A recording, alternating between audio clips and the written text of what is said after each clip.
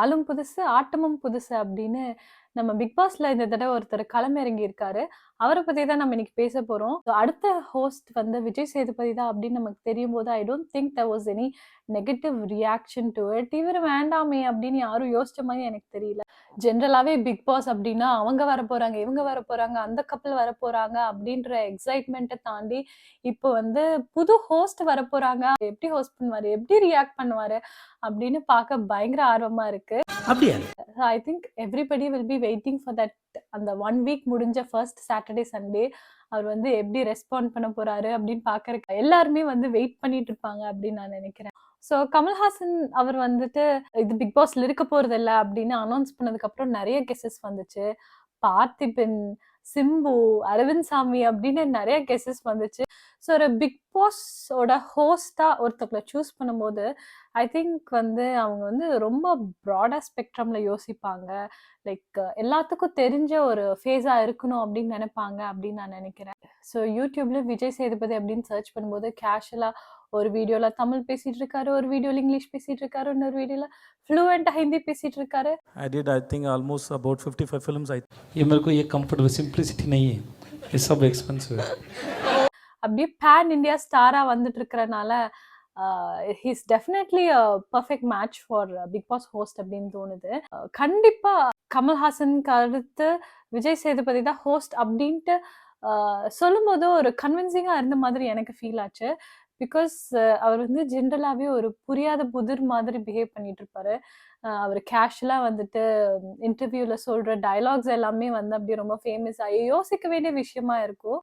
வளர்ந்ததுனால அப்பாவுக்கு அறிவு இருக்குன்னு நினச்சிக்காதீங்க அப்படின்னு சொன்னால் ஐ திங்க் கமல்ஹாசன் கிட்டயும் அந்த மாதிரி ஒரு சிமிலர் பேட்டர்ன் இருந்தது அப்படின்னு. So definitely he wouldn't want to be another Kamal Haasan being the host. But I'm just saying there's something similar அப்படின்ட்டு. ஸோ கமல்ஹாசன் அவர் இருந்தப்போ ஐம் வாட்சிங் யூ அப்படின்னு சொல்லி பயங்கரமான ஒரு ஜெஸ்டரை கொடுத்து சுவாரஸ்யமாக்க ட்ரை பண்ணுவாரு. அண்ட் குறும் படம்லாம் வரும்போது அவர் கொடுக்குற பில்டப்போ அவர் வந்து அந்த பில்டப்பா வந்து ஒரு குறும்படம் இருக்கு அப்படின்னு சொல்லும்போது ஏ அப்படின்னு இருக்கும். எப்படி ஒரு ஒரு விஷயத்துக்கும் ரியாக்ட் பண்ண போறாரு அப்படின்னு பார்க்க பயங்கர எக்ஸைட்டிங்கா இருக்கு. ஸோ ஒரு ஆங்கிள் பார்க்கும்போது கமல்ஹாசன் இது இப்படி பண்ணாரு, விஜய் சேதுபதி இது எப்படி பண்றாருன்னு நம்ம கம்பேர் பண்ண வேண்டாமோ அப்படின்னு தோணுது. I think he'll be his own style. But டெஃபினட்டா வந்து கமல்ஹாசனோட பிளேஸை பர்ஃபெக்டா ரீப்ளேஸ் பண்ணுவாருன்னு தோணுது. But at the same time அவருக்குன்னு ஒரு தனி ஸ்டைல் இருக்கும், அதை தான் ஃபாலோ பண்ண போறாரு அப்படின்னு நான் நினைக்கிறேன். இன்னொரு விஷயம் என்னன்னா, அவரை வந்து பயங்கரமா பிஸியான ஸ்கெட்யூல்ல இருக்காரு அப்படின்னு நான் கேள்விப்பட்டேன். அவர் தமிழ் சினிமால மட்டும் இருக்கும் போதே பயங்கர பிஸியா இருப்பாரு. பேன் இந்தியா ஸ்டாரா இருந்து இப்போ மல்டிபிள் லாங்குவேஜஸ்ல மூவி பண்ணிட்டு இருக்காரு. இவருக்கு இந்த பிக் பாஸ் வரத்துக்கு எப்படி டைம் இருக்கு அண்ட் எப்படி இதுக்கு ஓகே சொன்னாரு அப்படின்னு எனக்கு தெரியல. கண்டிப்பா இவர் பிக் பாஸ்க்கு ஓகேன்னு சொல்றதுக்கு மானிட்டரி ரீசன்ஸ்க்காக இருக்க சான்ஸே இல்ல. பட் அதை தவிர என்ன ரீசனா இருக்கும் அப்படின்னு யோசிச்சு பார்த்தா I think he's thirsty for different experiences. என்னுடைய அனுபவங்களுக்கு நான் எங்கே போகிறதுன்னு ஒரு பெரிய கேள்வி இருக்கும். ஸோ அவர் ஹீரோவா இருந்தாரு அண்ட் வில்லனா இருந்தாரு அண்ட் இப்போ மல்டிபிள் லாங்குவேஜஸ்ல மூவி பண்ணாரு. ஆல்ரெடி ஒரு ஷோல ஹோஸ்டா இருந்தாரு. I think he enjoys different experiences and அவரோட லைஃபோட அண்டர்ஸ்டாண்டிங்கே வந்துட்டு டிஃப்ரெண்டா இருக்கும். ஸோ இது வந்து எப்படி இருக்குன்னு ஒரு கை பார்க்கலாம் அப்படின்னு நினைச்சுதான் வராருன்னு நான் நினைக்கிறேன். அப்புறம் சில சமயம் பயம் வரும்போதுல ஏன் அந்த பயத்தை ஜெயிச்சு தான் பார்ப்போமே அப்படின்னு தோன்ற ஒரு எண்ணம் வரும். அண்ட் ஜென்ரலாவே வந்து அவரோட இன்டர்வியூவோ இல்லை அவர் கேஷுவலாக ஒரு பப்ளிக் கிட்ட பேசும்போது அவர் கொடுக்குற ரெஸ்பான்சஸ் எல்லாமே வந்துட்டு ஒரு ப்ரொஃபவுண்ட் அண்டர்ஸ்டாண்டிங் ஆஃப் லைஃப் இருக்கிற மாதிரி ஒரு ஃபீலிங் இருக்கும். நம்ம ஒண்ணு கேட்டா நம்மள அசர வைக்கிற மாதிரி ஒரு பதில் சொல்வாரு பாரு, அது நமக்கு இங்க புரியாது, வீட்டுக்கு போனா தான் புரியும்.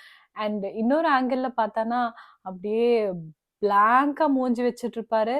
அதுலயே வந்துட்டு ஒரு காமெடியவோ ஒரு நக்கலையோ ஒரு அட்வைஸையோ தூவி விட்டு போயிடுவாரு. சார் விமர்சனத்துக்குலாம் பதில் சொல்லிட்டு என்ன மாதிரி ஆள்கிட்ட கேட்டு என்ன ஆக போகுது உங்களுக்கு? எதுக்கு இப்ப இந்த கேள்வி? நீங்க நிஜமாவே என்ன மாதிரி ஒரு பர்சன் அப்படின்னு நம்ம அண்டர்ஸ்டாண்ட் பண்ணிக்கிறதுக்கான ஒரு நமக்கு ஒரு ஆப்பர்ச்சுனிட்டி அப்படின்னு நான் நினைக்கிறேன். ஸோ ஜென்ரலி பிக் பாஸ்க்கு ஏன் அவர் ஓகே சொல்லியிருப்பாரு இவ்வளோ பிஸி ஸ்கெட்யூல்லையும் அப்படின்னு நான் யோசிக்கும் போது இதுதான் எனக்கு தோணுச்சு. He's thirsty for experiences. So அதனால இது ஒரு எக்ஸ்பீரியன்ஸாக நினச்சி வராரு அப்படின்னு. ஸோ உங்களுக்கு அவர் ஏன் வந்து பிக் பாஸ் ஹோஸ்டாக இருக்கிறதுக்கு ஒத்துக்கிட்டாரு அண்ட் அவர் ஹோஸ்டாக இருந்தால் எப்படி இருக்கும் அப்படின்னு நீங்கள் நினைக்கிறீங்கன்னு எனக்கு கமெண்ட்ல சொல்லுங்க. ஸோ அவர் ஹோஸ்ட்டாக பார்க்க நான் பயங்கர எக்ஸைட்டடாக இருக்கேன். ஸோ நீங்களும் என்ன மாதிரி எக்ஸைட்டடாக இருந்தீங்கன்னா அந்த லைக் பட்டனை ப்ரெஸ் பண்ணுங்கள். எவ்வளோ பேர் வந்து அவரை சப்போர்ட் பண்ணுறாரு அப்படின்னு பார்க்கலாம். ஸோ ஐ திங்க் இன்னும் 1 month இருக்குது அப்படின்னு வெயிட் பண்ணுவோம் பொறுமையாக. படத்தில் வர மாதிரி இது வெறும் கப்பெல்லாம் இல்லைங்க. It's oats chocolate milk. So I'll catch you in another video. Bye. இன்னும் போலியா நீங்க? சரி, என்னோட மற்ற வீடியோஸ் எல்லாம் நான் இங்கே டேக் பண்ணுறேன். பார்க்கறதா இருந்தால் பாருங்கள். I'll catch you in that video. Bye.